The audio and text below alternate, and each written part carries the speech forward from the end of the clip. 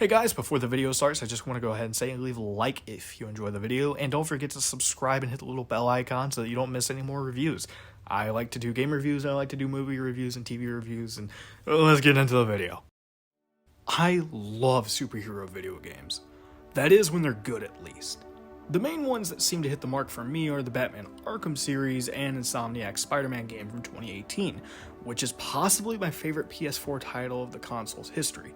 But given that the release of the PS5 and the Xbox Series X is finally here, Sony needs something to make you consider getting it over the Series X. And Miles Morales is the perfect game to win you over for the launch lineup.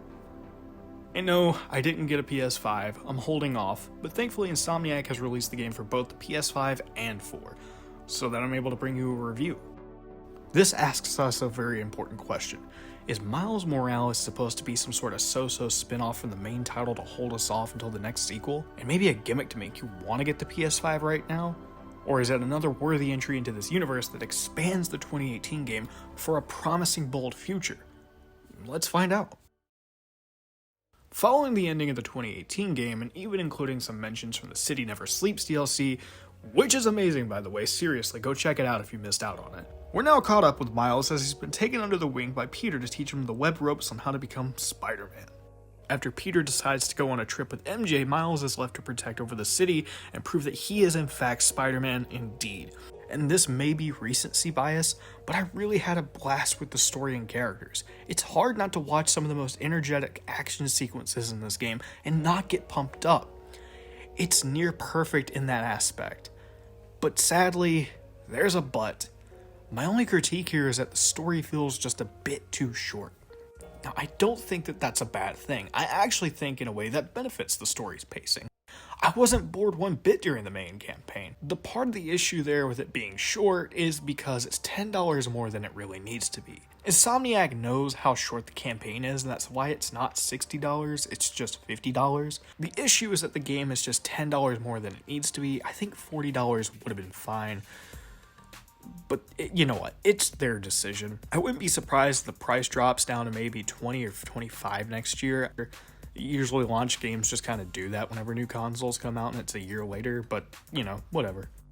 Back to the story. The villain is kind of a mediocre business villain that we've seen dozens of times, but that's not really the focus here. Our actual focus on a villain is sort of a frenemy relationship that I don't want to spoil here, but it really had me invested. It reminds me a bit of the first game in a sense, but I still like how it's executed. I give it a pass for that. What makes me really like Miles' character is that he feels like he really is a friendly neighborhood Spider-Man. He looks out for his community, and it just makes his Spider-Man really likable and relatable. There's a new app feature for side missions that let you do missions that feel like you're actually making a difference in his community. Something I loved doing throughout my playthrough. It's Miles. I heard Feast North is open again. We had a little help from Spider-Man, if you can believe it. Thanks for stopping by. People in the park said you helped a lot. Happy to. Now get back to your winter break. We'll see you when school starts back up. Alright. Bye.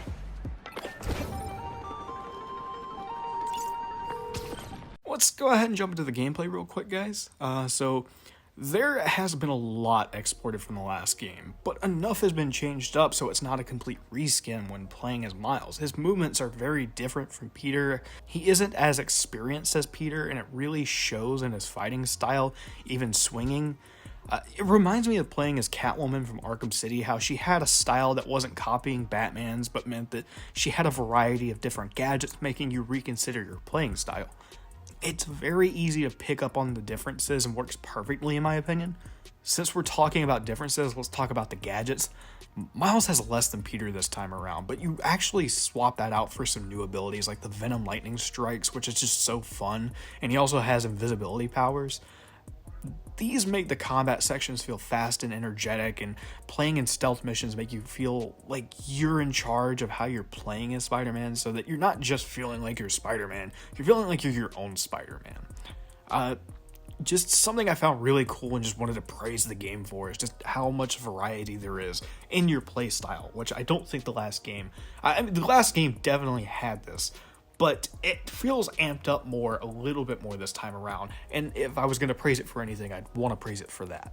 Talking about the missions, along with the campaign, you'll spend most of your time doing side quests for the city, like taking out enemy strongholds, accepting requests on the app to help the community. You're also going to be stopping crimes, and the challenges to get rewards and points. And for some reason, recording audio that sounds like I've already made audio. I don't know what was up with that, but that's a thing you can do.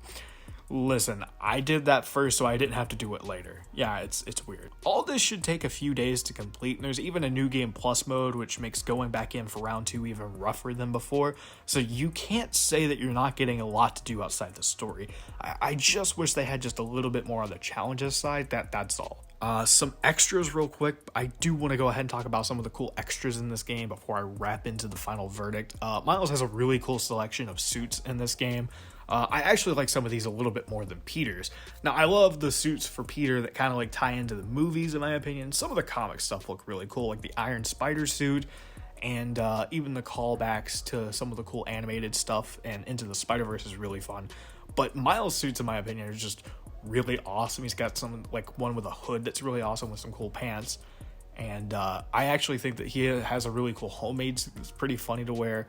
And you just can't go wrong with the Into the Spider-Verse suit. Like, I almost never wanted to take it off. It even had, like, the effect that made you look like you were into the Spider-Verse, which is just so fun. And it's even got, like, when you punch people, the word POW comes up. It's just so fun. Let's just go ahead and jump into this final verdict, guys.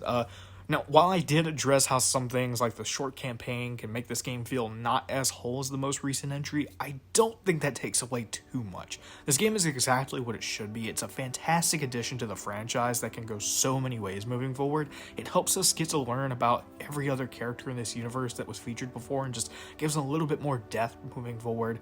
It brings us a Spider-Man that is worthy of the title. I cannot express how much I loved this game, and I highly recommend it. I am going to give Spider-Man Miles Morales a very strong 8 out of 10. So close to being a 9, but again, that price just doesn't sit completely right with me. I do appreciate that they had a cut for the full price, but I still gotta have some rules somewhere, and that's just where I lie. So if you loved Spider-Man from 2018, then you are just going to love this game. And even if you didn't play it, I could honestly just recommend this as well. You're going to have a good time. Or do the bundle if you're getting a PS5, you know, just pick up the bundle. That way you have the remastered version of the last one and this one. Or don't, because Peter Parker looks weird. Have you not heard about how the new Peter Parker looks weird? They have him for a little bit in this game. It's just one of the weirdest things ever. I don't know why they did it. Hopefully they fix that before the next one. Alright, so I'm glad that you guys enjoyed the review. I'm sorry that I haven't been reviewing The Mandalorian. I had a personal thing come up recently that just like stopped the flow of those reviews. I'll probably do something soon for them or wait till the season's over. Who knows? But I really enjoy doing it. I do want to have a quick announcement. I do live stream these games on Twitch, so that if you ever want to see me live stream games, I am on Twitch. I don't have a streaming schedule yet, but you know, if I get some more people in, then I'll gladly do it. I played through Miles Morales. I did kind of do some of it offline, but I did start some of it, and I finished it. And if you want to hear my reaction of how much I'm loving the game, you can go watch those on twitch.tv/amanplaysnitstuff. It's just right there. Give it a follow. Jump into some of the live streams, or don't. I'm not your boss. And if you liked the video, don't forget to leave a like and subscribe. If you do subscribe, don't forget to hit the little bell icon that just boosts my video through the algorithm, knowing that people want to stay informed. And yeah, have a good day.